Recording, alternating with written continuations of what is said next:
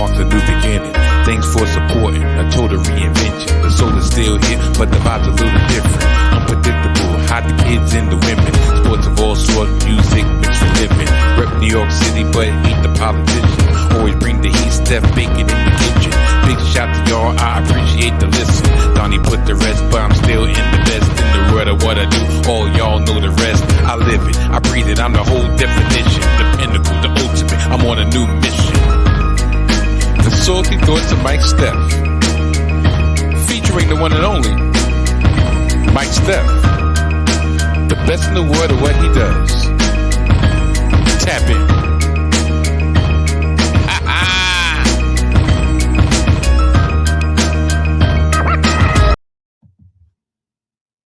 Someone to count on in the world ever changing. Here I am, stop where you're standing. What you need is a lover, a man to take over. Oh girl, don't look any further. Strange when you think of the chances that we both be in a state of mind too cool to be careless, looking for the right thing. Oh baby, don't look any further. Tonight we're gonna taste a little paradise. Rocking on that long. What up, people? Welcome to another edition of the Salty Thoughts of Mike Steph podcast, featuring the one and only Mike Steph, best in the world at what he does. Yeah, man, I'm back for another week. I'm back for another episode. I'm back for another journey to give all of you what you sorely, truly need. And what you sorely, truly need is more of me. More of me on your screen, more of me on your eyeballs, more of me in your ears, more of me in every crevice of your anatomy. Pause. Matter of fact, F it. No pause. What you need is more me. And that's what I aim to give you this week, as I do each and every week. This week is going to be another jam-packed episode, which is crazy because once basketball season ended, yeah, I said basketball season ended. I know that they have something coming up this Thursday called the NBA Finals. I know of no such thing. As far as I know, basketball season ended. What is that? 31st, 21st, 25th. May 26th, basketball season ended. Yeah. You see Stitch. Yeah. So basketball season ended May 26th, but regardless, it's going to be another jam-packed episode. I'm going to get right to the shits and let y'all know what to expect on this episode because I'm going to be continuing the thread that I started last week concerning my thoughts, yes, my thoughts on the WNBA, the Caitlin Clark situation, the Caitlin Clark conversation, if you will, and of course, you know, a newest entry into this conversation situation is the incident that happened yesterday, or should I say Saturday, between the Indiana Fever and the Chicago Sky. Indiana Fever, led by Caitlin Clark, Chicago Sky, led by rookie sensation Angel Reese. Yeah, another salvo in their long simmering rivalry that is carried over from the collegiate ranks all the way to the pro playing court. So I got a couple thoughts on what happened there. Then I will go on to the diamond. Yes, I know. You see, it takes us to get into the deadness of the beginning of summer, this graveyard of sports talk, for me to actually get into my New York Metropolitans. But two things happened this week. Yes, two things happened this week, and one of them was not me being in attendance. I showed you that last week. But we had a potential rock bottom moment concerning Jorge Lopez and the outcry, the situation that brewed from his some would say unprofessional behavior. And then this past Saturday, we continued the retirement of Met numbers, in which Darryl Strawberry, it was Darryl Strawberry's turn, and Darryl Strawberry had his number 16 raised to the rafters, raised to the roof. The ceiling is the roof, or the roof is the ceiling, whatever. It got raised up there. So I'm going to have my little thoughts on Darryl Strawberry. And even though I know I shouldn't compare the two, but I do have mixed feelings on the Darryl Strawberry retirement as opposed to the Doc Gooden retirement. Because I ain't going to lie, I'm a biased mother effer. And if it came between the two, I am a Doc Gooden guy. Sue me.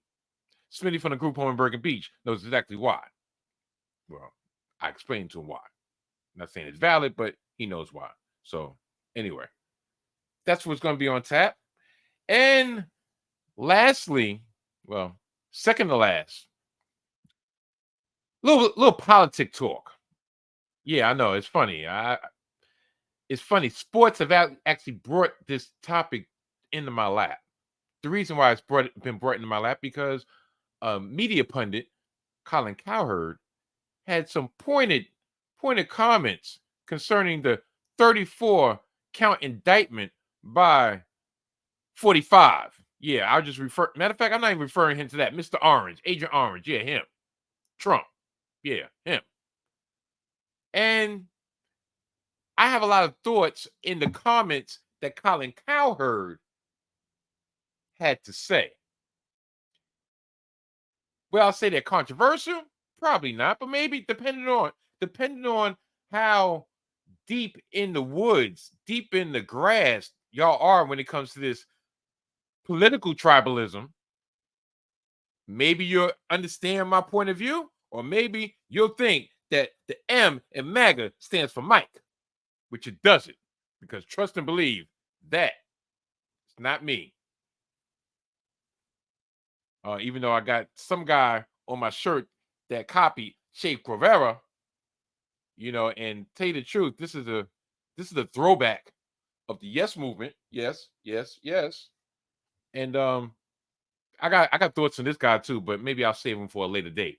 And last but not least, the return of a rapidly decreasing popularity segment, because I've only did it like one time, but I'm dusting off the dust, getting the moths out, wiping off that mothball smell of Stephy Time. Yes, a return of Stephy Time, in which I will chronicle all the bullshit that I witnessed this past week at my shoot job. Yes, all that and more. Because as I told y'all last week, the weeks of, oh, well, I'm going to try to keep it into a nice, tidy 60 to 90-minute podcast. It's way over there. That shit ain't happening no more. However long I go, is however long I go. If I want to have 5, 10, 15, even though I just put 30 on your screen of topics, guess what? That's what I'm going to do. Even though, as you can probably see, right above me right here, you see it's something 30 on the clock. I don't know why I'm a procrastinator by heart, procrastinator by nature. But my old age is coming to effect every damn Sunday when I try to record this podcast. Little tangent before I get this shit on the road. Every Sunday, all right, the majority of Sundays, I'm at that age that I love myself a Sunday afternoon nap. This Sunday was no different. I was like, you know what? I could do it in the afternoon, but I saw something on the schedule and I'm like,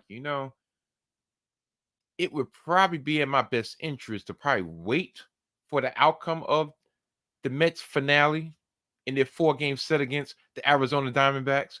And I had all intended purposes on watching the New York Liberty against the aforementioned Indiana Fever, WNBA action. It's fantastic. So that came on at 7 o'clock. So I was like, I'm going to wait and record after the results of those two games. And then the old age start kicking in. Because this is my schedule from Saturday night into Sunday morning. I get off the shoot job at midnight. Saturday at midnight. I go to sleep usually about 4:30 in the morning. For some reason, I couldn't unwind. Matter of fact, I know exactly why. Close dear friend, dare I say sis, of ours is moving out of state, so they had like a little going away get together. So I stopped by, give my sister some love on her way out, and me and the missus got back home about 2 o'clock in the morning. So therefore, my countdown clock started at 2 o'clock in the morning. I didn't wind down until maybe like 5:30 in the morning, which is it just me or has it been getting light very, very early lately? I don't remember it being light damn near 5 o'clock in the morning, but that's just me. Anyway, so I go to sleep like 5:30, quarter to 6. I get up 10:30 in the morning because I have to do I have a meeting that I attend every Sunday morning, right? So after that, then me and the missus had to do some errand running. Had to go to Trader Joe's, which is interesting because Trader Joe's, we started going to the one out in Metropolitan Avenue, Woodhaven Boulevard, Queens, because they got parking. And because it's an older crowd, so it's almost not like you're doing a 50-yard dash on trying to get your shit with a bunch of yuppies, with a bunch of gentrifiers, with a bunch of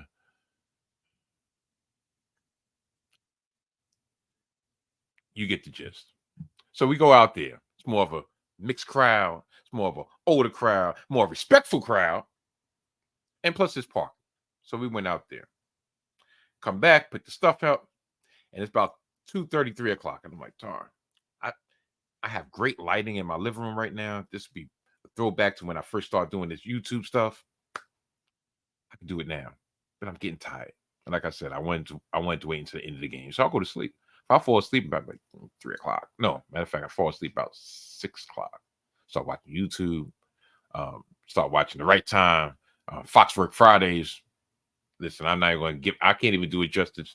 Check out Bomani Jones and Dominique Foxworth. Which little other side note. Listen, you see my nose, right? I won't say I have the perfect nose, but listen, I have a regular nose, amongst other things. Is it me? And this is no shade. Is it me? Or does it look like sometimes does it look like Dominique Foxworth nose is like a piece from Mr. Potato Head, and you just put on a mismatched nose on his face? Or, or maybe you can like cut a piece of green pepper, and you know that little triangle part of green pepper, and you just right there. So I'm watching this, and trust me, the subject matter was hilarious. But I'm like transfixed on his nose, and I know he's a football player, was a former football player. But I'm like, darn, I think dude was born like that. I don't know. Regardless, I fell asleep. So when I woke up, I was watching. I got to catch up with my SVU marathon, and next thing you know, it's something almost quarter to an hour that I really shouldn't be starting this podcast, but tomorrow I got a lot of things to do, or should I say later on today, I have a lot of things to do. So I figured, let me crank this out, get this out by the morning, and then go on my merry way while y'all have the prerequisite amount of me in your bloodstream starting on Monday mornings.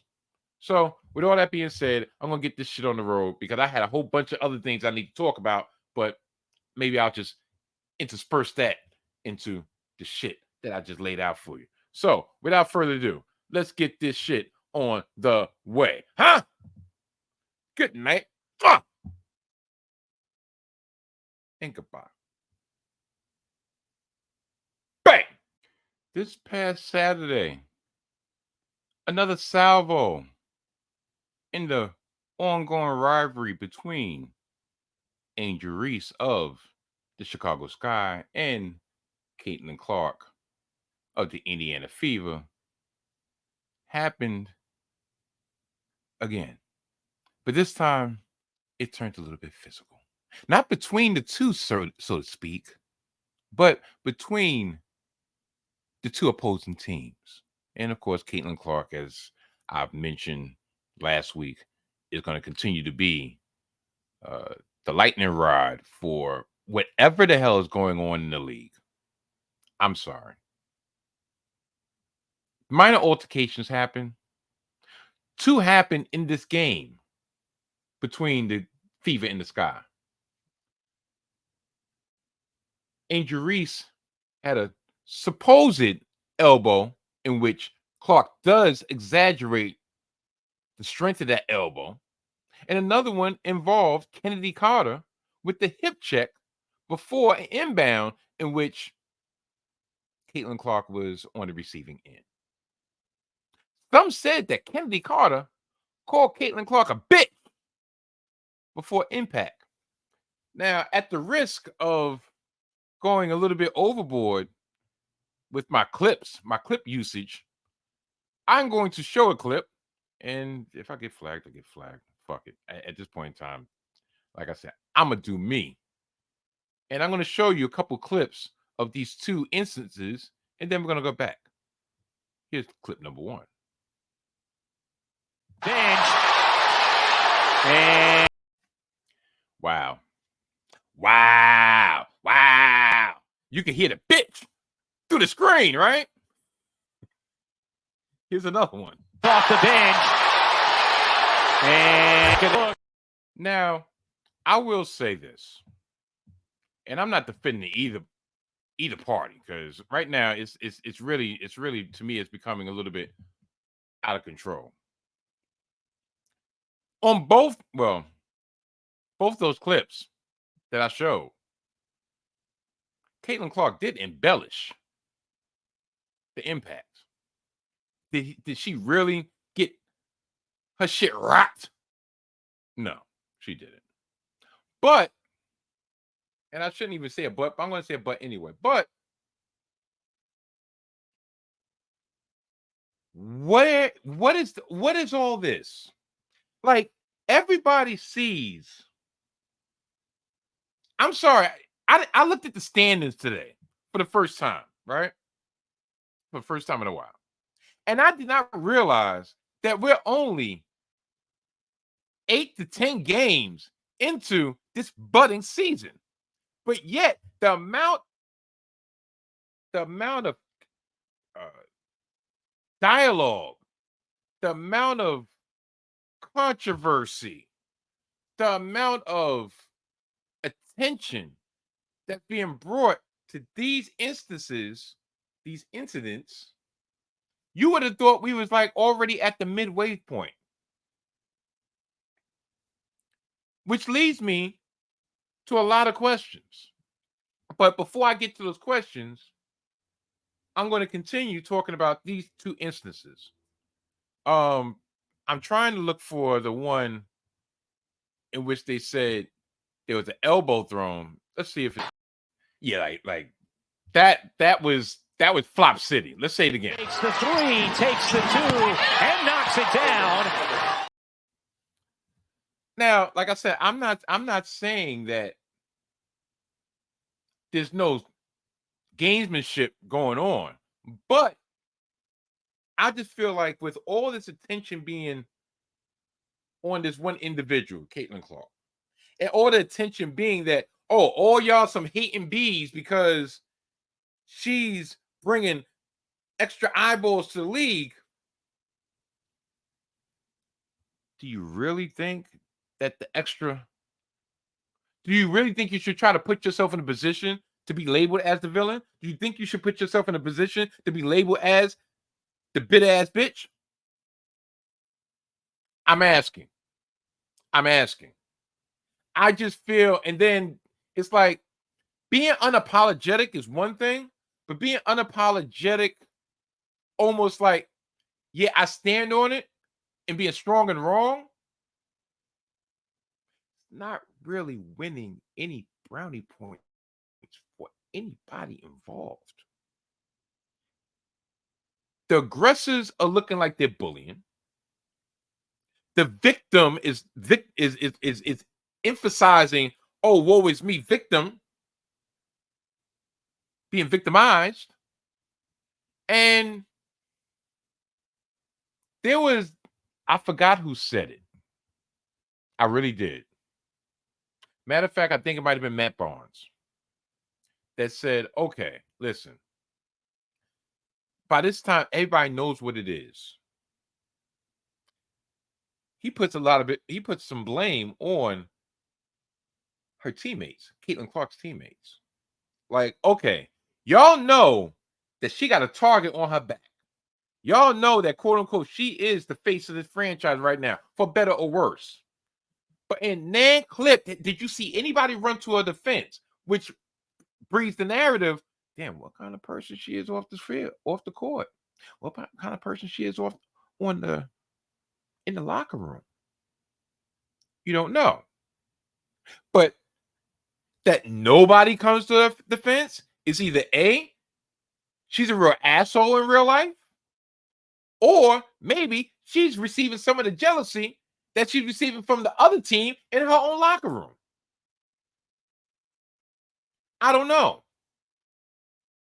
And this is not, once again, this is not to focus on solely Caitlin Clark.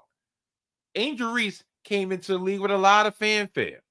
Angel Reese came into the league with a lot of banter, with a lot of spotlight on her. But she's not receiving the same treatment. Is it because she's integrated herself better into her situation? Possibly, probably. But is it the fact that she had one reputation coming out of college and she's just like, you know what? If this is what y'all gonna this is what you're gonna run with, fine. I'm about that. And then we have the that everybody's making Caitlin Clark to be. And it's just exacerbating the problem, it exacerbates the perceived jealousy to maybe turn into actual jealousy. But I'll continue.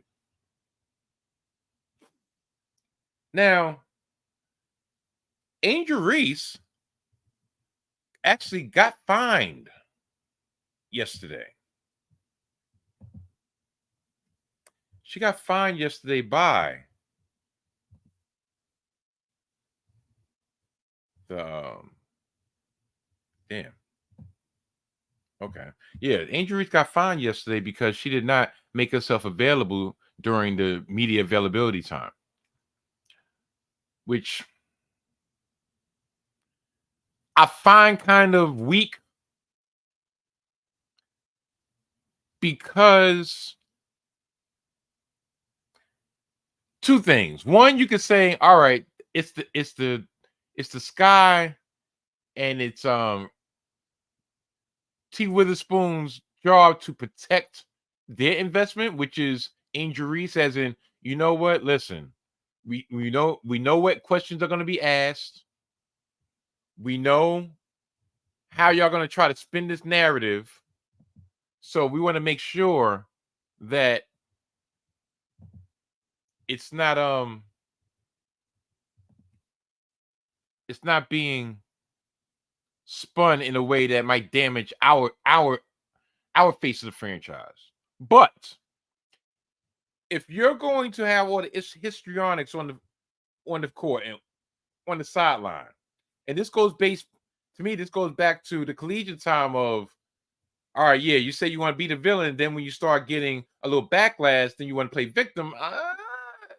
That's one of the things. You know what? I'm not going to bring that man's name out my mouth. But you got to keep, my thing is, be consistent. Keep that same energy.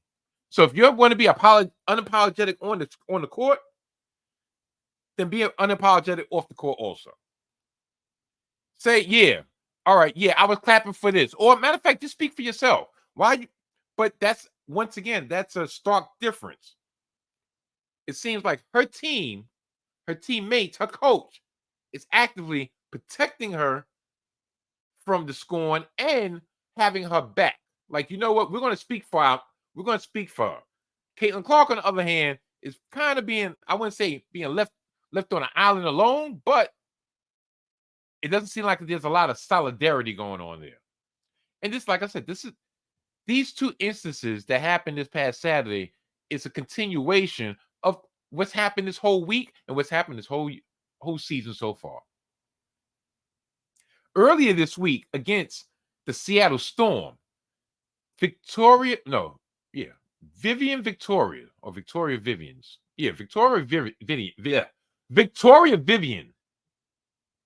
was seen hitting Caitlin Clark in the neck after a made jump shot. This is on top of the legal plays on which people trying to rock her, such as Breonna Stewart hitting her with the monster screen. What's the problem? I ask, what's the problem? Is the WNBA players, are the WNBA players folding under pressure? To me, it's a valid question. Do they not know that these things that are being spotlighted can end up being detrimental to the league? That all this attention that they wanted, they're now receiving, and now they're actually banding together to show the world and give the world their collective ass to kiss at a time where there's potential sponsorships. The potential sponsorships are unlimited. This is what you're putting on display right now. Are you dropping the bag? You have everybody. You have the casuals, such as myself, being invested enough to have topics on the podcast, have topics on the A slot of Sports Center, have topics on the A slot of First Take, have topics, have which going to have enough attention that they're actually talking about y'all. And this is what y'all are showing. To be important enough, quote unquote, for Charles Barkley to give his opinion on what he sees as a casual. Like it's almost like they want to be portrayed as small-minded, insolent individuals who can't keep their emotions in check, or even worse.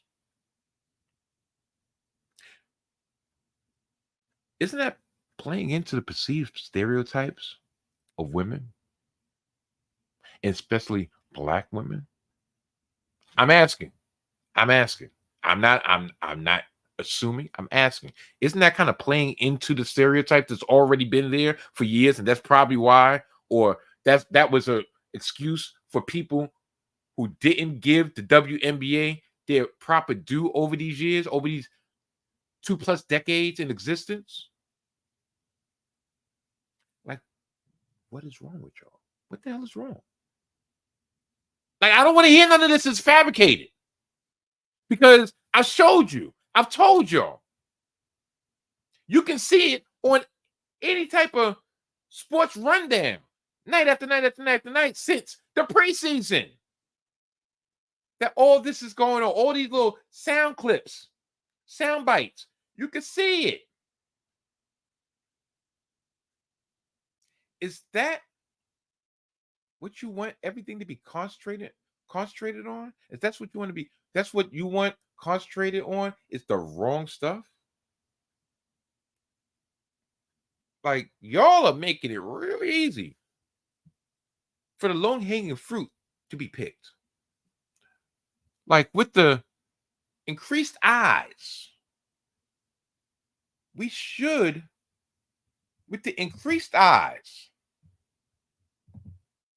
be talking about the return to form of Skylar Diggins. Yes. I'm going to make a little I'm all about the jokes. So I got these clips of, I want to say this might have been a preseason game or early season game. I think it's preseason game between the Storm and the Sparks, where Skylar Diggins and another individual was mic'd up.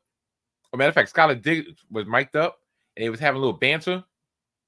And yeah, it might be a little bit risque. It might be a little bit, well, some people might think it's a little crude. Some people might think that I'm wrong. I'm dead ass wrong for playing it. But these are the conversations we need to talk about. These are the conversations we need to talk about. This. But my pussy's older. What? I'm 28 now. I'm almost 30. But my pussy's older.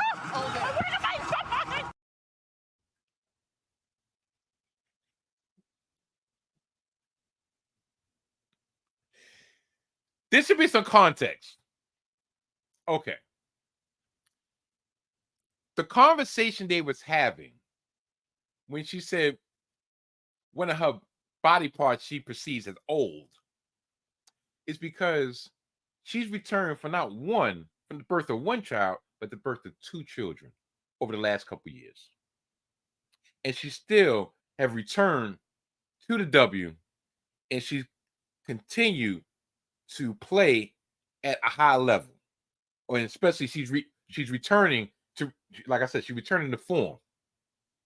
So, but this is the camaraderie that you should be putting on display. Maybe not for that particular subject matter, but this is the camaraderie that you need to be highlighting. You need to be putting on display, not acts of aggression against the perceived Messiah of the league. You need to be talking more about this.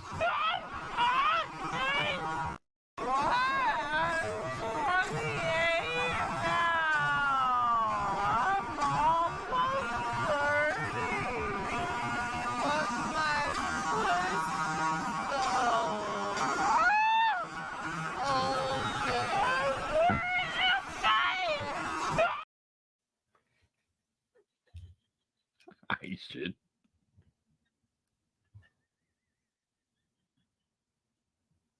One more time. But my pussy's older.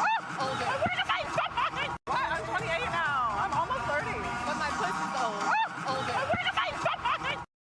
To think about that.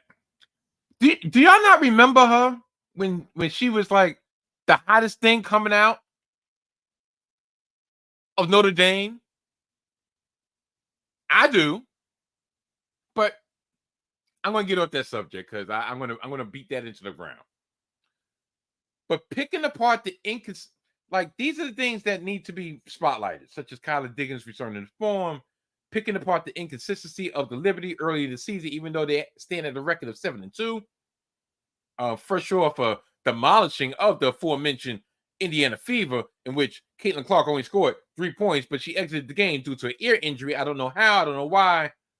I don't know. Maybe it's just like, you know what? Maybe one of those infamous migraine games that, you know what, she's had enough of this shit. You don't see the joy on her face. It seems like she's just like, you know what? Maybe I should have took that bread from the big three and left y'all on charter buses. Man, left y'all on Greyhound. How about that? Maybe I should have took that bread and, you know what?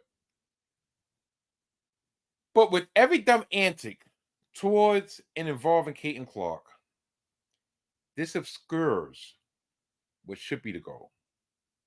The goal is to make this league a household name, right? National games on ABC, regular games on ION TV, and NBA TV are new to me this year. Maybe that's been how it has in the past. I don't think so. And this was last year. And last year was one of the years that I actually really became invested in the league because Brooklyn, where the Liberty was good, that means I'm going to have an ear out. I'm going to have an eye out. It was a clash between the Liberty and the collision course between the Liberty and the Aces. And they met in the finals, and Liberty should have won, but they didn't. But nah. all this attention for all the ancillary parts of the league. Nah. Be mad at why instead of taking advantage of what you have. Remember when you had to play? Remember when the women had to play all year round? And I'm not talking about just for the W. I'm talking about all year round. They played in the W, then they went overseas to the leagues over there because the overseas leagues just have to give them more bread because that's where real money was. Do y'all want to go back to the old days? To the good old days? The good old days? The good old days? Yeah, let's talk about them shits. Can it be? It was all so simple, baby. Ask you. Like, face the facts. Shit done changed. Back in the days, shit done changed. That NIL money has made the newbie coming into the league not beholden to, the woe is me complex of the starving artists. They're coming into the league making more than what veterans have made for the last couple of years. And they made that shit in college. So you think they're going to come in here and bow down? You think they're going to come in here like, oh, thank you. We're going to earn our spot? Some are more humble than others. But this is the chance for the explosion of the league. And it seems like people don't want to take advantage of that. It seems like self-destruction. They're headed for self-destruction due to not being on one accord. And yeah, I know every team is their own individual team. You don't think about the NBA and such things like that, but no, we don't. But at the same time, I'm quite sure back in the early 80s, late 70s and the early 80s, when the drug use was rampant, when a lot of the mainstream didn't want to watch the NBA because it was full of black people. Remember, the Knickerbockers, one of the terms that they used to call the Knickerbockers were the Niggerbockers. Yeah, that was 40 years ago. And it took Magic, MJ, Bird, Isaiah, that crop of people to come into the league and actually make it a little bit more appetizing for the advertiser, appetizing for the mainstream. I say this, I'm going to bang this into your fucking head every time I talk about the NBA, WNBA. This is a crucial time to expand. Expand on, get into everybody's state of consciousness.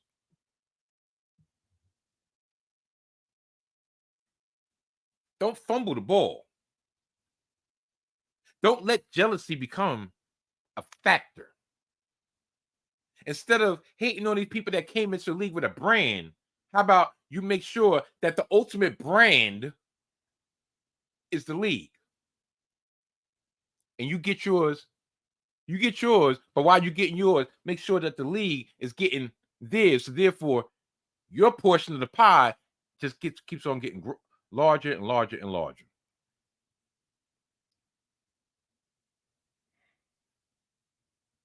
But my pussy's older. Where am I? I'm 28 now. I'm almost 30. But my pussy's older. Where am I? Listen, that's gonna be I swear that's gonna be like my rock clip. I don't know. I guess we'll check in next week to see what's new on the WNBA front. What's new on this burgeoning civil war of the league versus 20v1. I don't know. This past Saturday, Darryl Strawberry had his number 18. Yeah, let me take this down. Number 18 jersey retired right before The Mets had their 2-game winning streak. There we go. Had their 2-game winning streak snapped at the hands of the Arizona Diamondbacks, 10-5 in Citi Field. A little over a month ago, the player in which Darryl Strawberry has been attached to for the majority of his career, Doc Gooden, had his number 16 jersey retired. I will say that it seemed like there was a lot more pomp and circumstance involved with Darryl's ceremony than Doc Gooden. I wonder why. Darryl Strawberry, he had a little shrubbery, ode to the strawberries. They turned the home run apple into a strawberry with the 18 in the middle. Better positioning on the schedule. A beautiful day in June 1st to be exact, as opposed to a raw, cold, damp April afternoon. Have you noticed that I'm a little bit biased? I don't know. Like, I ain't gonna lie.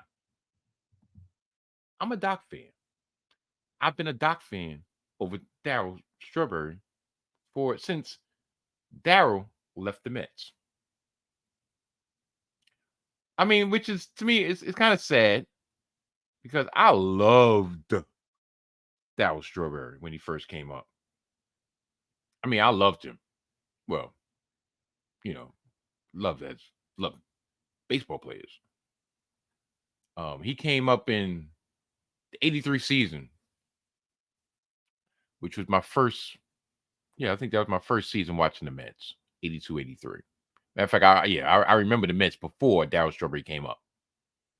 And I remember my mom watching parts of the game with me, loving his loving his swing. I'm not going to say stroke, because I have to curse some of these morons out in the comment section. Well, being the fact there's only, I would have to curse out potential morons in the comment section for inappropriate correlation of stroke. And by all means, I'm dead serious. But no, I digress. And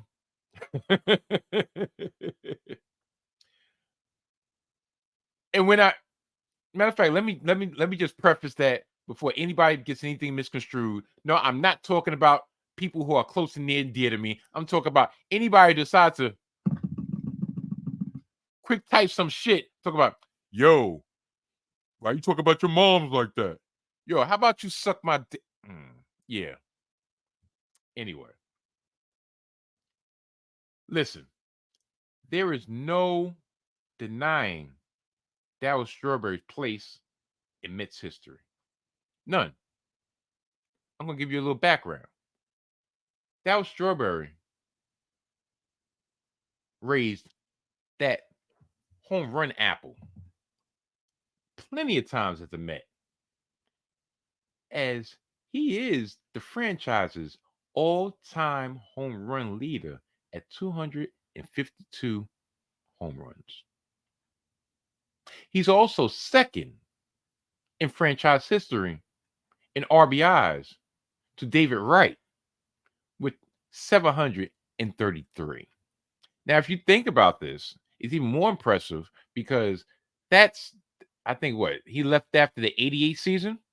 That means he gave us 6 seasons, 5.5 if you really want to think about it, because he didn't come up until probably midway during the 83 season. So that's 84, 85, 86, 87, 88. 5.5 seasons before he ran back to the West Coast. I think he went to play with his brother, not his brother, his cousin, Eric Davis, with the Giants, and they ended up in the Dodgers. And that's kind of where my fandom ended with Darryl Strawberry. But I continue. Strawberry said in a piece this past week for the New York Post, the best baseball he ever played in his life was in Queens, and that is to be true. Everywhere else that he played, he didn't feel that kind of success. It was more of a part-time me in those other places compared to what I did for those 8 seasons. Oh, see, I done shortchanged the 8 seasons he did with the Mets. I personally think he's counting his minor league time with the Mets with those 8 seasons, because like I said, I remember him leaving after the 88 season. So yeah, he got drafted in the 80. Yeah, he's counting those minor league seasons, which means shit to me because I wasn't paying attention. I didn't see it. I didn't give a fuck if you was one of the marquee players of the Norfolk Tides, the Tidewater Tides. Yes, me. I remember the Tides. You remember the Tides? This times, and I'm going to get off the beaten path right real quick. This times that I believe my big bro for the group home questions my Met fandom because I'm such a proponent of negativity. I thrive in negativity. I'm not the Met fan that I proclaim to be. I have to keep on continually reminding them, like, yo, bro, like, I am a Met fan. It's not just a fashion sense. Do you think I would put myself out there for the ridicule of all these years to keep this signal on my hats? To walk around and Met paraphernalia just to be the butt of the joke? Do you really think I have that much low self-esteem for myself that I would do that all year round? Summertime, the Mets, wintertime, the Jets, and then in between, the Knicks? Quick story. I might have said this before. I know we just talked about it a couple of days ago, me and Smitty, that when we first met each other on the shoot job, you know, he was the once over, I would bump into him every so often. It was always a good time. And I of course I would wear my Mets hats. Well, there wasn't as many flavors back then, but yeah, I wear Met hat. Or I think I might have just told him I'm a Met fan. So one day I see him at the job and I have a Yankee hat on. And he looks at me with utter disgust. He was like, "Oh, I thought you was Mr. Met. Why do you have that trick on your hat? I mean, on your head?" I said, "It's just a hat." He said, No. It's not just a hat. You have the Yankees." And he had a point. Like, my philosophy when it comes to hats in particular, I wear my team hat, and on a very small occasion, I'll wear another team hat that might the color coordination with the outfit. But the rule is they cannot be a rival of my team. So if I'm a Jets fan. So on occasion, you might see me with a Green Bay hat on, basically because I needed something with the yellow and the green to match something that I have in my wardrobe. Plus, they have nothing to do with the Jets. Never mind, this is before the Aaron Rodgers connection. Wearing a Yankee hat as a Met fan is blasphemous. But back then, they used to have more flavors of the Yankee hats than they had of the Mets hat. They had the classic Met hat, and they had the St. Patrick's Green Met hat. That was it. Yankee hats, they came in all different flavors. So I wore the Yankee hat. I think it was black and gray. And he took me to task. And needless to say, after that, I never wore a Yankee hat again. But I really think he thinks I'm not really about this life, about this Met life. Yes, I'm about this Met life. For the cradle to the grave. During those 8 seasons that Darryl Strawberry was a part of the New York Mets franchise. In 1983, beginning in 1983, he won Rookie of the Year. And when I say he came in with a bang. He came in with a bang. He made 7 straight All-Star teams and finished second in MVP voting in 1988 after hitting a career-high 39 home runs. Another quote, "It means more than ever to be able to be here and to represent this organization for retiring my number," Strawberry said. "I came close. I came close to losing my life. I'm sitting here today. The fact that I'm sitting here today is a gift from the Lord. I do not take it for granted. I came very close.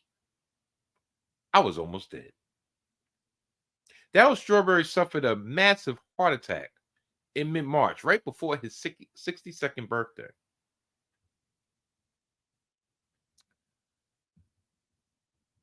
With that knowledge that I have of such a life-changing, a life-altering situation, I chose to forego whatever slander I was going to have towards Strawberry because I wasn't aware of that. So I will continue reading parts of the accolades that he's gained over the years. He was the first overall pick of the Mets in 1980, and he was a part of the Mets' legendary 1986 World Series championship team, hitting huge homers in Game 5 of the NLCS against the Astros and the title clincher versus the Red Sox in Game 7 at Shea Stadium. Strawberry left Queens after the 1990 season, which is actually a shock to me because I thought he left after 88. So, my bad. And he also played for the Dodgers and the Yankees and won multiple World Series championships with the aforementioned Bronx Bombers, the New York Yankees. So, you would have thought that would have been a great day in Met history, right? A great day in this Met season, right? Well, I guess you have no idea how the 2024 season of the Mets has gone so far. Don't let that little uptick, that small uptick in play after the players only meet and fool you. Oh, no, no, no, no, no, no, no. After an encouraging 2-game winning streak. You know how pathetic that sounds to be encouraged after a 2-game winning streak, not a 5-game winning streak, not an 8-game winning streak, not even a 4-game winning streak, a 2-game winning streak. With the key components of this team coming out of their little slump, it's been back to normal with the imploding bullpen and continuing to shit the 10-5 game that we lost on the retirement day of the retirement jersey of Darryl Strawberry. Shit. Let me pull this up. Pull this up real quick. Do you know that we was never in that game? Do you know that up until the bottom of the ninth, it was 10-1? So we really got blown out on such a monumental day. Ain't that a bitch? And then we follow that up by having the lead and a potential to take 3 of the 4 games of the 4-game set against the Arizona Diamondbacks this past weekend by coughing it up once again in the bottom of the ninth. Our bullpen shit the bed once again. That's just the last 4 games. Leading up to that was another embarrassing moment in Met history. 2024. Have the Mets hit rock bottom for real? Was Gary Cohen being prophetic by issuing that verdict 5 games into the season? After, I think it was a situation where they had the rain delay and it was just a whole big mess. And he was like, we've hit rock bottom. And I think they showed him coming off. I think he thought he was off the camera. He said something unslick, but he was telling the truth. Was that a little blip? That little blip of competent baseball that had us slightly over 500? Really just a cruel mirage? I'm asking. The latest embarrassment in Met history happened this past Wednesday afternoon. After Jorge Lopez gave up a home run and got ejected for arguing balls and strikes, he threw his pitcher's mitt. He threw his glove into the stands while exiting the field. Now, he didn't just fling it. No, because there's a net protecting the fans from errant objects such as pitchers throwing their pitcher's mitt over the field, off the field. He flung that shit over. If somebody had a nice souvenir. But yeah, he did that. Many people believed there was already a bad look for Lopez. I mean, you cough up the home run, you get ejected, and then you're catching a tantrum on the field. But oh no. Wait, it gets worse. Mets manager Carlos Mendoza concurred, telling reporters after the game that Lopez's glove toss was not acceptable and promised to address the matter internally. When interviewed after a players-only meeting, he stated the following about whether or not he regretted having acted in such a manner. And I'm going to go to my trusty-ass notes in digital form. No, I don't regret it at all. I think I've been the worst team. I've been on the worst team and probably the whole fucking MLB. Whatever happened, happens. So whatever they want to do, I'll be here tomorrow if they want me. I'm going to keep doing this thing. I'm healthy. I'm ready to come back tomorrow if they want me here. End quote. It should be noted that some people didn't hear Lopez saying. It should be quoted that some people didn't hear Lopez saying the worst team in probably the whole fucking MLB. No, they heard him saying the worst teammate probably in the whole MLB. Yeah, that makes it so much better. He was promptly designated for assignment afterwards. What a fucking joke this team is.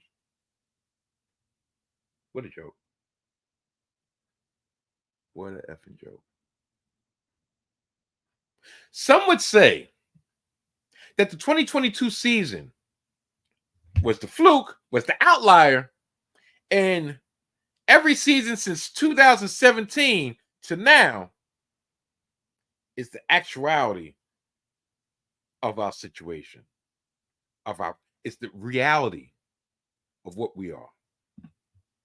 Sure looks like it. Others would say that this team, especially this collection of this ragtag collection of group of players, has not been the same since that ill-fated sweep at the end of the 2022 regular season at the hands of the Atlanta Braves. That cost us not only the division, but got us eliminated by the San Diego Padres in the wild card. Did you know that leading up to yesterday, they were, matter of fact, for the month of May, they were 9-18. in the month of May. They have the biggest payroll in the league and the worst record amongst the top 5 in payroll in the league. We have $344 million attributed to our roster. People wonder. I wonder if people thought that walk-off win, in which I was in attendance of, versus the Giants, the San Francisco Giants, was a start of a turnaround or something. What did they do? They immediately continued the poor play and inability of holding leads late in games. At the time that I wrote these notes, we had lost 15 out of our last 18 games. And I think that's somewhat still true. Because the 2-game winning streak has been followed by a 2-game losing streak. So, yeah, it's probably evens out still. 15 out of 18. This group is toast. Players got the bag, and they have done nothing to earn it since. McNeil sucks. Nemo has struggled mightily, albeit not for the lack of trying, but we're paying him to be one thing, and he has not lived up to those standards. Alonzo has fell off the cliff and flushed millions down the drain in his contract year. And now, yeah, he came back from being beamed in the hand, but what difference? Yeah, he had a quick 2-game turnaround, and then he went right back into the shitter. Lindor has never lived up to that enormous contract that he got to come here from Cleveland. We have no bullpen, and our rotation is patchwork at best. And right now, I wouldn't bring Singer back. We're 9 games under 500, 10 games under 500. What the fuck you bringing him back for? To try to squeeze into the last wild card spot, the 3rd wild card spot? Make sure he's healthy, because anything dealing with the shoulder, you got to be careful with that. It's not even like the elbow, it's the shoulder. Same thing with Diaz, the shoulder. Shoulder injuries for a pitcher are more deadly than Tommy John's. Maybe, just maybe, what Max Scherzer said upon exiting last year about how it was explained to him that there was no plans to compete this year were true. Maybe this was an evaluation year by Stearns from the jump. Maybe, just maybe, probably, this team is probably going to be looking a lot different by August at the earliest, and next season, definitely. So that I go back to the original question that I had at hand. Have the Mets hit rock bottom? All depends on what you call rock bottom. Rock bottom, ever since the day I was born. Rock bottom. I don't know. I guess there's only one way to find out, and that's to continue watching this Drek. Well, I ain't gonna lie, watching from afar. When they get a 4-game winning streak, as a matter of fact, next time I step inside of Citi Field, that'll probably be the next time I actually watch a game. But I keep up on top of my Mets. I might listen. I might watch some clips. But am I investing 2.5 hours? Well, now it speeds by. But am I investing 2.5 hours of the most boring baseball this side of Crown Heights? No. Maybe I'll do it for this month just to speed up the process to training camp for my JET at Jets. Maybe not. I don't know. But I need content. So being the fact that I need content, I guess you'll be hearing more about the Amazins. And this past week, Mr. Orange, 45 to others, was found guilty on what? 34, 36 felony counts. Supposedly putting a wrench into his re-election plans or trying to be re-elected of that former office that he held. And Colin Cowherd had some pointed comments directed toward Donald Trump. More specifically, the comments concern the economy, homelessness, jobs, and housing, stating that there isn't a problem. Now, as I said in the intro, which is hour or so past by now, don't take this as me being pro-Trump whatsoever, because that could be the furthest from the case. It's the fact that his comments are coming from one perspective, and one perspective is actually part of that 1% in this country. So for him to use that, and him, I'm talking about as in Colin Cowherd, to use his perspective as the end all be all, like it's law, really wasn't going for it. I really don't feel like that was the prudent thing to do, due to his stature, due to his situation, due to his position in the hierarchy when it comes to especially economical. Now, I'm going to read these quotes, and then I'm going to give my thoughts on all of them.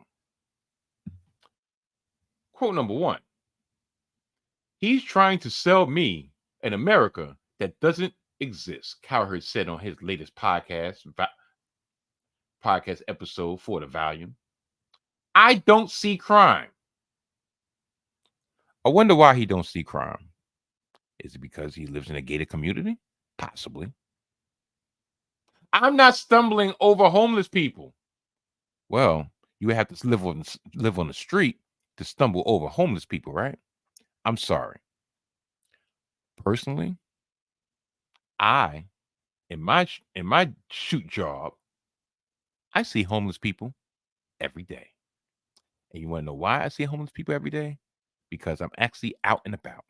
Because I actually work with the majority of the everyman. I told Tyler McDowell this, or matter of fact, Tyler McDowell of Gimmick Infringement, yeah, cheap plug, said they don't call you the blue collar hero for nothing. You're damn right they don't.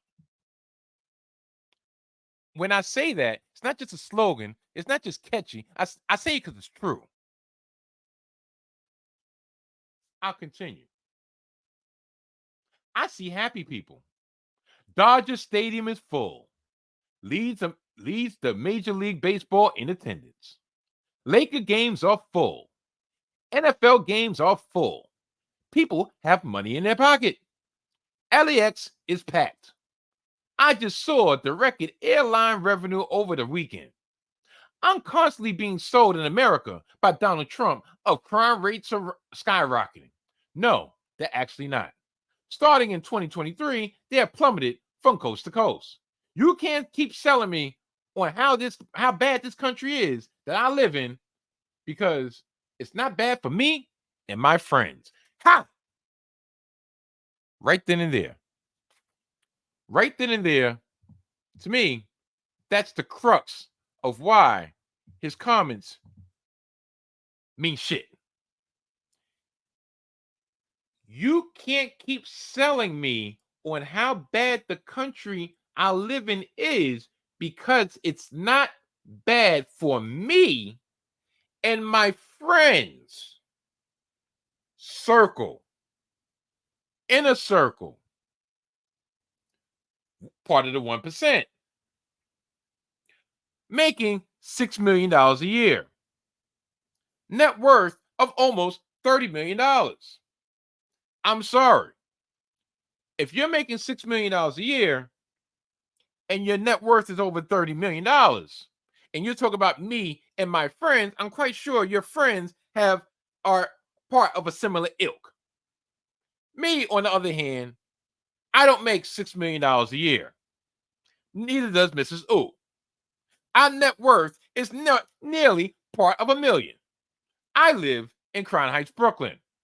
I live in an apartment. I live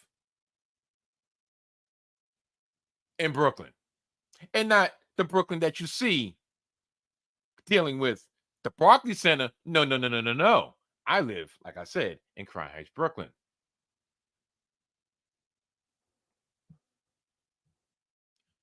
Where rent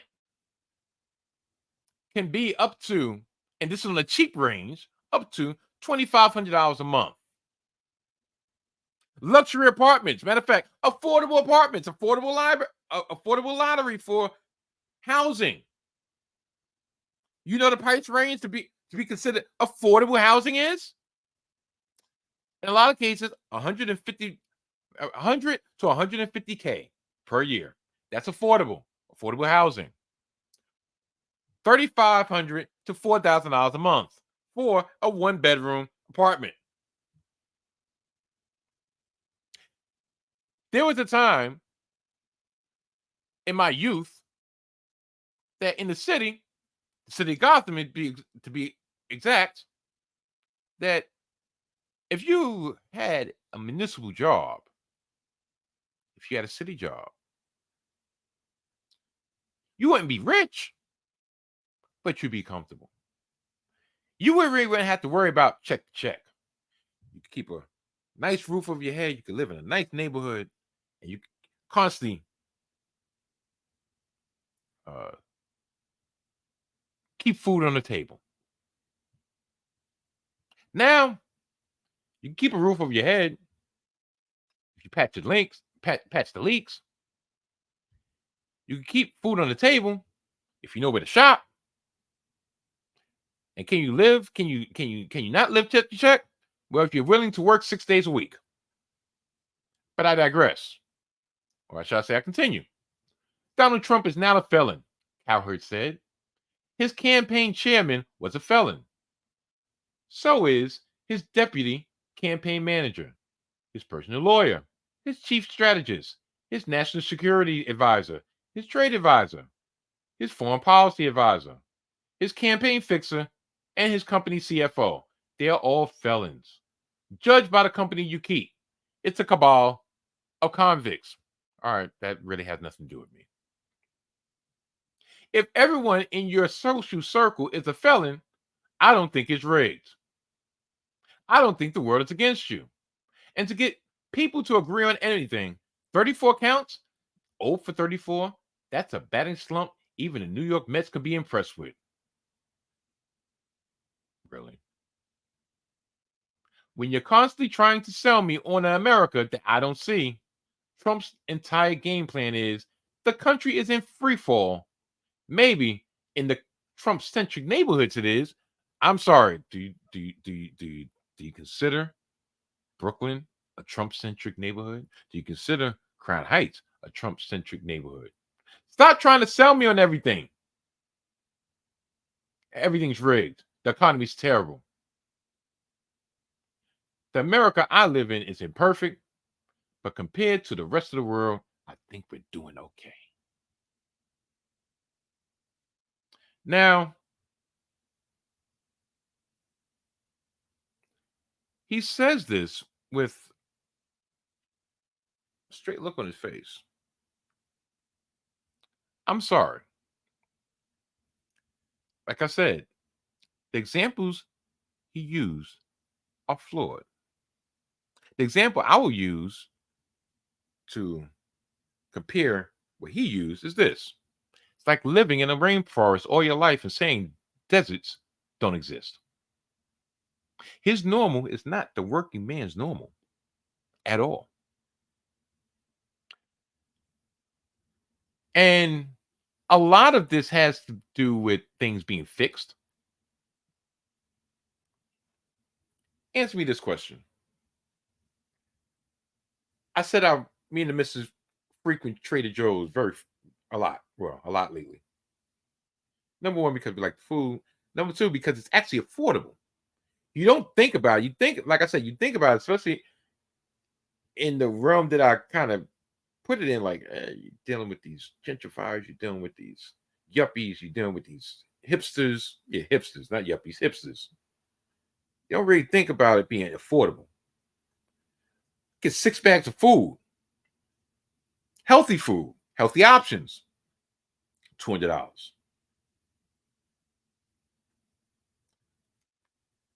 We spend that same $200 in the neighborhood. Not only are we not getting the options that we want, not only are we getting the healthy options that we need, we're being price gouged out the way. I'm walking today with my lovely daughter Kay, main event Kay, if you will, and I'm passing the vegetable stand, and they had some halos. I guess the oranges, a bag of halos, $8. The neighborhood in which I work is not the neighborhood in which I live in. It's a different demographic. That same bag of halos is $5. That same demographic probably has more working income than the demographic that I live around right now. Why is that? So the people that make the least get charged the most. I'm lucky enough to have a car that I can frequent going to various Trader Joe places, Trader Joe outlets, and I get more bang for my buck. I need to make a Walmart / Sam's Club run before they put in this congestion pricing, which I'll probably get into in the weeks to come, because we need a big Walmart runs because that's food that's affordable. But yeah, I gotta go to another state for that. Why? Because everything is not equal. Because everything is not great. Because you have to bargain shop. And that's one thing I do not compromise with when it comes to my food. One of my famous sayings is, I'm allergic to cheap shit. I am. I break out in hives. But I will look for a bargain. If something is on sale, that doesn't necessarily make it cheap. If something is priced affordably, that doesn't make it cheap.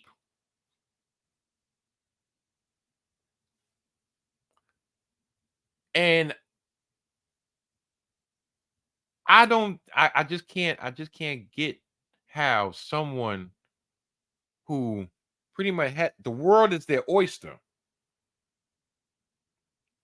and because it's not affecting you, that means it's bullshit.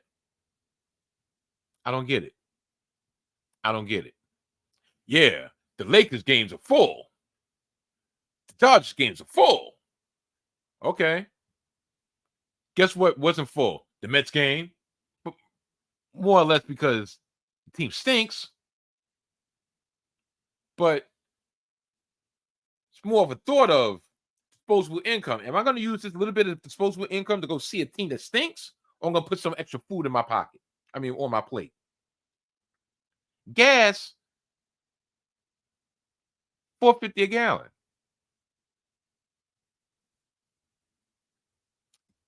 How about this? Before I close this out, I don't really frequent the Chinese restaurants that much because, listen, I eat healthier, as exhibited by this simply ravishing body that's on your screen. The incredibly shrinking Mike Steph. Say that 3 times. I dare you. But on occasion, sometimes we get a craving. So we went to get 4 wings and French fries. I'm from a certain age. I remember when it went to $5.50. Like, damn, this is getting expensive. Do you know how much 4 wings and French fries are now?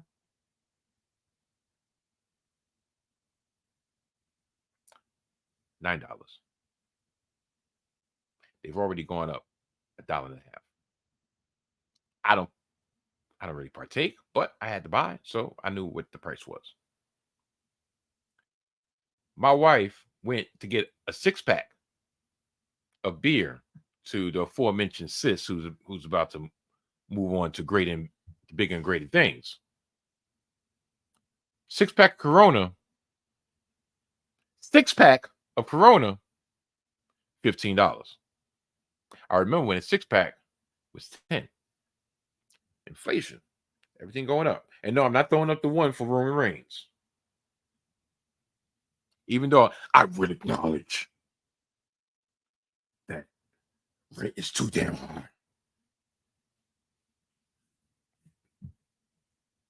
So, once again, all because it doesn't affect you doesn't mean it doesn't exist. I could say, listen, there's only 4 kids in the world because, well, I won't say 4 kids, but there's only, let's say, 20 kids in the world because the 20 kids encompassing my niece and nephews, grandchildren, and my children and godchildren, let's say that equals 20. That's what's in my inner circle. That means the rest of the world doesn't exist. There's no more kids in the world. Think. Sometimes people are sowing a rush to get a hot take out. They actually expose how ignorant they really are. Yeah, I could have made this a Trump-centric episode. Fuck for what? Gonna have plenty of time. Cause yeah, we're still in the election year, you know. There's just no spice to it because everybody knows what's gonna come down to in November. But yeah, sometimes people are such in a rush, and actually I don't know, maybe it's my fault because I expected better from Colin Cowherd. The fuck is my problem though? Well, people, welcome to another edition of Stephy Time. But it's not the Stephy Time that you've grown accustomed to when I'm pretty much just basking in my glory, basking in my handsomeness, basking in just everything Mike Steph. No, no. This Steffi time will be dedicated to an airing of grievances, if you will. Yes, an airing of grievances. This week, the picture on your screen for all my YouTube viewers is a picture of some what they call subway surfing. Dumbass kids that want to reenact a video game by riding on top of a moving train on outside encampments, well, on outside trains, elevated trains, if you will, and just being an overall menace to the New York City subway system. Reason I bring this up right now, it's not even so much a situation of subway surfers, even though I saw a couple this week. But this fascination on these teens going in places that they don't belong. I don't get it. Like, I understand inquisitive minds. I understand going on journeys, going on, just certain things that just being rebellious. I get it. But when that rebelliousness has a large margin of error, and that error could be your death, I don't get it.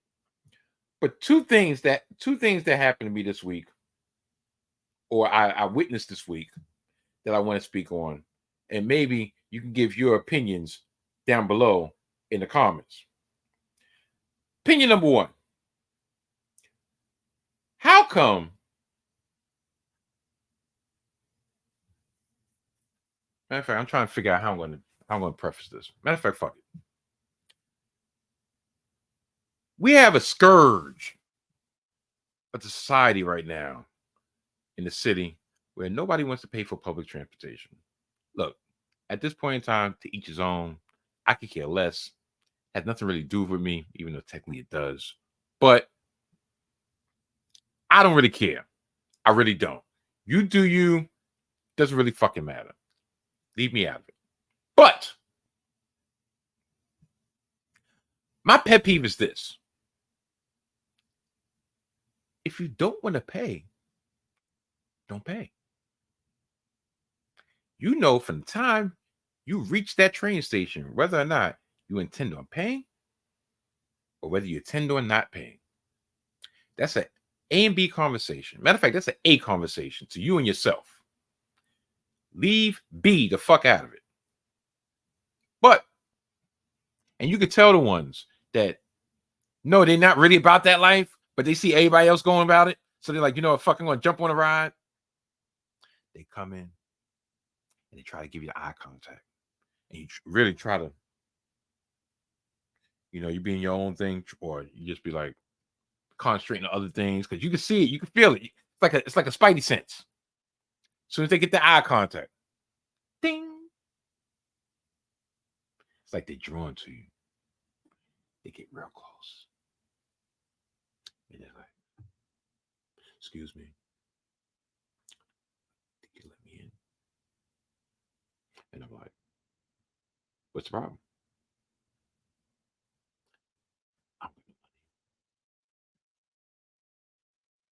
But meanwhile, they got a soda in their hand. They got pizza in their hand. Or they just straight up like, listen, I don't feel like paying. Once again, that's a you problem. That's not a me problem. But my pet peeve is when you come up with all these cockamamie stories on why you can't, or why you don't want to, or why you just, matter of fact, why you want the free ride. I'm like, dog, if you could use that power for good instead of evil, maybe you wouldn't be in this situation right now. Case in point, I had this young lady come by, and I'm actually really pulling back the curtain way more than I probably should be, but fuck it. It's part of my growth. So I had this young lady come by, and she comes and she's like, she gets the eye contact. She's mesmerized by the stuffiness of me. And she's like, excuse me. Can I go through the door? I said, huh? She's like, can you let me through the door? Why? I come out. Just ask why.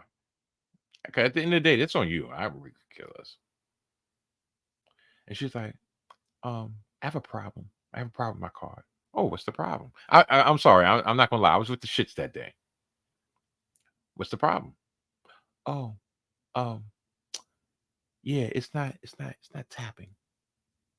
All right, so maybe you can just go over there and get a single ride. She's like, but I have a problem with my card. I said, but you just said you had a problem with your card doing that.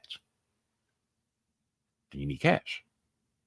No, the problem I have, I was like, what's the problem? Like, what happened? I'm acting all inquisitive. Like, what happened? Maybe I can help you. She's like, no, I have a problem with my card with the bank. Ah! That means you don't got no money. That's the problem, right? Problem is you don't got no money on that card. No, but I got a problem with the bank. Yeah, you got a problem with the bank, all right. Bank is like, yeah, you don't got no money. Guess what? I don't got nothing to do with it. I'm sorry. She's like, but my whole thing is this. Before we had the mesmerizing eye contact, you didn't have card in your hand. You had a card in your pocket. It was in your purse. Only when I came out and asked you, what happened? What's the matter? Did you have to go in your purse, look for the card, show me the card, and say you have a problem with it? Meaning you came into that situation knowing damn well you didn't want to pay. The fuck that got to do with me? Do you think I wear this shirt at work? So every time you have a question, That's my answer? 9 times out of 10, I ain't gonna lie. You ask me a question, that's my answer. Because my answer, this being my answer, leads to a lot less problems.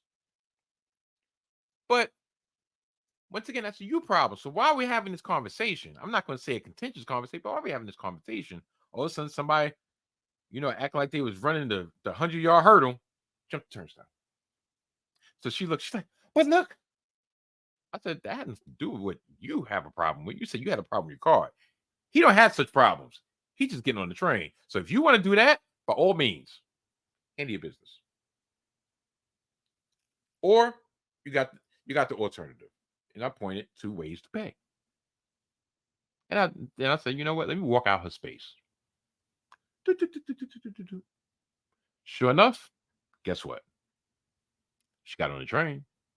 I don't know how, because at that point in time, I could care less. But the problem was the fact that she's used this story time and time and time again. She just didn't realize my black ass is notices enough to realize that, oh yeah, your Snow White ass. Yeah, you thought you were gonna come in here with this pastel colored dress and mesmerize me, right? No. Guess what? Mike Steph does not be mesmerized by such things. Mike Steph has a beautiful wife, Mrs. Ooh, in my apartment that used to be the sponsor of this program, but still remains and resides in my bed. So that's all. That's all the mesmerizing that Mike Steph needs. Topic number 2. If you're a parent and you have children and you frequent the subway, you're a regular rider of the subway. How, in God's name, do you end up inside the train and one of your children are on the outside of the train? I'm asking, especially as a black parent, I'm asking. Is it because that you was rushing for the train and you decided to try to catch the train and hopefully your child could catch up? Just asking. I'll give you 2 instances. Personal instances. Train stuff over. When my son Chef Mix was a toddler, we frequented King's Plaza, right? So it was me, my wife,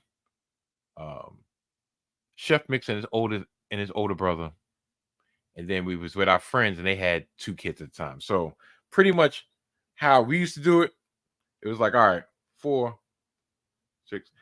I counted 8 at all time. 8 had to be accounted for at all times. One time, I said 1, 2, 3, 4, 5, 6, 7. 1, 2, 3, 4, 5, 6, 7.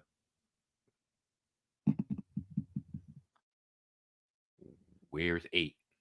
Do you know who 8 was? My son Chef Mix. And me and my wife were like, we're not hysterical, but we're trying to figure out where the fuck did 8 go? He was smart enough to go to the security booth, and all of a sudden we hear the parents of Mikey come to the security. Parents of Mikey come to the security. And we found them. He wandered off. I think I don't. All I know is he got out of our eyesight just that quick.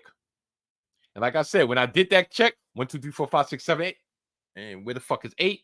8 was at the security desk. Scared as hell, but he knew, because as type of parents we taught him. Listen, in case of an emergency, you do ABC. Now, fast forward a couple years. Now, we're the parents of 3 children.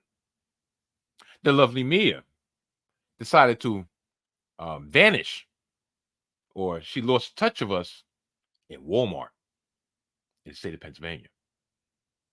And once again, we hear over the announce system, the parents of Tamia Please report to the blah, blah, blah, blah. The parents of Tamia. Please report to da, da, da, da. And she's crying. She's like, and we're looking at her like, where the did you go? We just happened to. And Mia was like, what? And the thing is, with Mia's a lot like me. If you think about it, when she was younger, she didn't like people at all. She liked the daddy. She liked the father. She tolerated everybody else, but she loved the father. So whenever, oh, let me hold her, and you go like this, she was like, she give them the look like, I don't know you. Putting your grubby hands on me.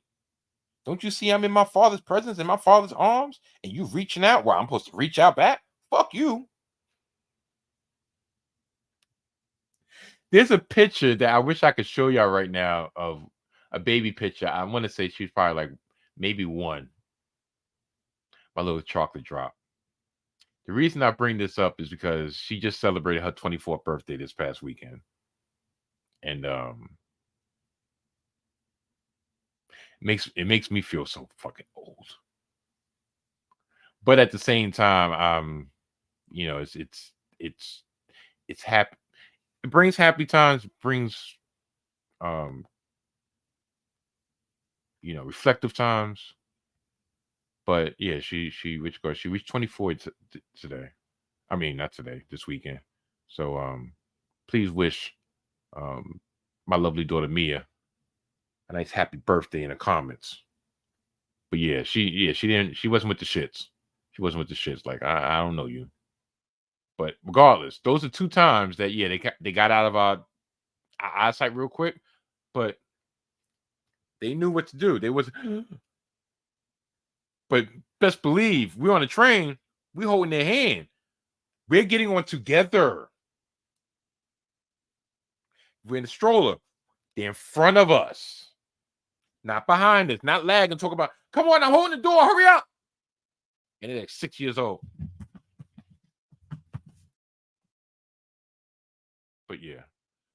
This abbreviated Stephy Time because a lot of the topics I was gonna do, once I pressed that record button, I was like, I'm not incriminating myself like that at all. Well, that brings us to the end of another edition of the Salty Thoughts of Mike Steph podcast.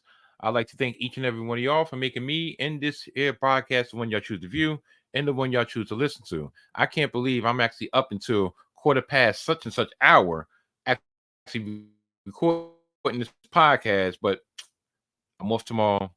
Gotta get my car inspected. So that means I gotta get up and hopefully cross my fingers.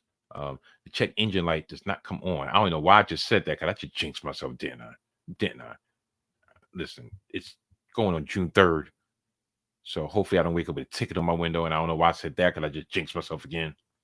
But regardless. Next week, probably more the same. I'll be talking about, I'll be still being intently focused on the WNBA and everything concerning that this league of ours. Yeah, ours, because I consider myself part of the league now. And are we talking about the newest follies of the New York Mets? Because something's about to come up. And probably something else that might be coming to my mind because my grandchildren, all of them are going to be together next weekend. So I don't know if I'm dropping on Sunday. I might drop. I don't know if I'm dropping on Monday. Might drop on Monday. Might drop on Tuesday. Might be a little bit delayed. I don't know because at the end of the day, time with the grands always, always, always comes first. So that's what's going to be on deck next week. Before I get out of here, I got to do with the prerequisite plugs. Please check out the Salty Thoughts of Mike Steph podcast, the audio version, available on the following platforms: Spotify, Apple Podcasts, and Amazon Music, amongst others. New episodes drop each and every Wednesday. Check me out on the social medias. Check me out on Twitter at Mike Steffens _. Check me out on the gram at Mike _Steph. And check me out on TikTok TikTok at Mike Steph single. Cash at me some money. $ Donnie Mike on Cash App. And check out my new blog, MikeStephOrg.wordpress.com, in which you can actually get video episodes of the Salty Thoughts of Mike Steph podcast. Yeah. So check it out. You'll be glad you did. While you're there, check out Hidden Gems Football, hosted by the Mojo King and myself, Mike Steph. New episodes during the football season. Drop each and every Thursday on the YouTube channel of the 19 Media Group. Yes, indeed. And last but not least, if I could ever get to it, check out my brothers, Fun Gimmick Infringement, Winchester, and McDowell. In their latest episode, because I didn't get no notification for this week, so I guess, because I know some of them is doing a little rendezvous, another one's on a nice trip, so maybe they took the week off because ain't like there's anything really popping and going on in wrestling. But they gave you their last episode, in which is a quick preview of some summer blockbuster movies. Here, let them tell you. We want to talk movies today. This is not something that we have talked about too openly on the podcast, but some of our biggest requests have been from people saying, we want more movie talk. We want you to talk movies. We want you to break down film, all of that. And who better to have on with us? Well said. And it's true, Brad. We try to be men of the people, right? We try to keep our ears to the streets, listen to what our listeners and viewers want. And we've been having these requests for film talk. So we had to decide who is the guest that can bring commentary, expertise, passion. And that would be Emily from Female Driven. Emily, before we get into this summer film season, tell us more about the podcast. Well, I think the title of it probably says a lot about it. So I don't know how much crossover we might have between our listenership, if any, but you never know. Yeah. You and Kristen do amazing work over there. Yeah. So our podcast focuses on female-driven cinema. So we kind of have a broad definition of that. Female-driven stories, female writers, directors, etc. So yeah. Love it. And certainly in the crop of films that we're going to discuss, we definitely have some strong female leads, lots of amazing actresses. Happy to see it. Yeah, that we're going to see in the theater this summer. So we'll go ahead and get into it. Some quick background in terms. Yeah. So they're going to be recapping, matter of fact, previewing 12 movies that are on tap to be summer blockbusters this coming summer, along with their guest, Emily, who's from the Female Driven podcast, which is self-explanatory, as she said herself, on the latest edition of the Gimmick Infringement podcast. Got through that without fucking up. Yeah. Mike Steph. Anyway. So, with all that being said, I'm going to get out of here while the getting is good. Stitch, you got anything to say? Man, listen, Stitch is all bent. Like his ears bent. He's still riding for the Knicks. And he's going to be riding for the Knicks until I take that hat off his head. So, Stitch, you got anything to say?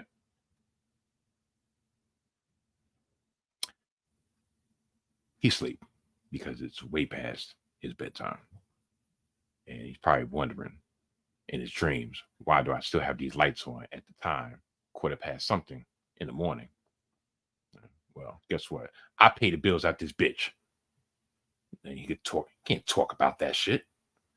Who you think he is? He don't run shit around here. So with all that being said, I'm going to get out of here. Please like, subscribe, leave a comment, and share alike. You'll be glad you did, and I appreciate it too. So take it easy.